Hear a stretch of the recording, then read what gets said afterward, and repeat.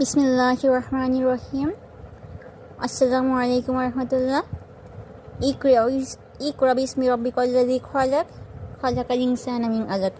এসে পড়েছি আপনাদের সামনে নতুন একটি ব্লগ ভিডিও নিয়ে।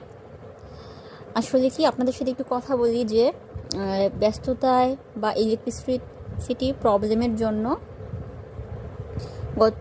গতকালকেও ভিডিও 2টা আপলোড হয়েছে, বাট খুব মন মতো করে যে অনেক ভিডিও আপলোড করতে পারবো এরকম করে হচ্ছে না। তারপরেও খাবারের ভিন্নতা, স্বাদের ভিন্নতা, মুখে রুচি আনয়নের জন্য খাবারের রেসিপি পরিবর্তন করতে হয়। সব সময় বড় মাছ, মুরগি, শাক, সবজি ভালো নাও লাগতে পারে।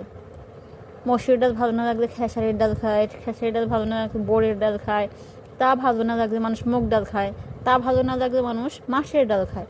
ঠিক তেমনি আজকের রেসিপিতে বড় মাছ না থাকলে তেলাপিয়া মাছের মাথা, পুকুরের মাছ তো এই জন্য আমি ভাবছি যে একদম লাল ফ্রাই করে দেখি কেমন লাগে। এটা হচ্ছে পুঁই শাক পাতা পেঁয়াজ দিয়ে বাঁশপাতি শীতলের ভর্তা। এটা হচ্ছে গাইস রসুন বাটা, পেঁয়াজ, রসুন, তারপরে শুকনো মরিচ, ধনিয়া পাতা, লবণ একসাথে বেটে একটা মিহি ভর্তা।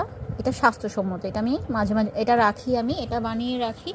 এটা খাবারে রসুনটা হার্টের জন্য উপকার, পেঁয়াজও মুখের দুর্গন্ধ আনয়ন থেকে বিরত রাখে।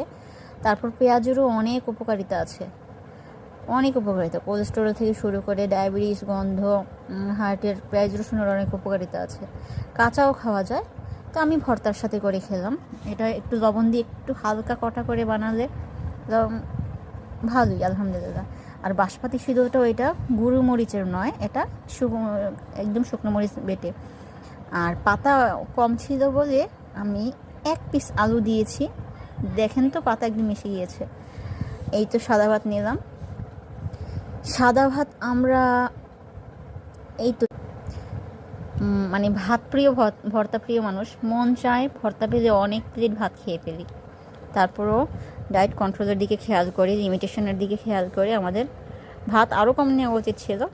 আমার আজকে বাহিরে থাকার কারণে লাঞ্চে এরকম ভাত খাওয়া হয়নি। আজকে লাঞ্চ ছিল একটা ব্রেড ছিল, মানে একটা অল টাইমের একটা বন ছিল, তারপর একটা দধি ছিল, পরে লাস্টে 1 কাপ চা ছিল। তো ভেবেছি যে 1 মুঠো ভাত বেশিই নেই, দুপুরে যেহেতু খাওয়া হয়নি, সকালেও কিছু খাওয়া হয়নি। প্রথম রোজা নিয়তে ছিলাম, পরে রোজাটা ক্যান্সেল হলো, যে বের হওয়ার কারণে রাখতে পারতেছিলাম না, পরে রোজা ভেঙে ফেলেছি। এখন খেতে বসছি, আপনাদের সাথে শেয়ার করলাম। আসসালাম।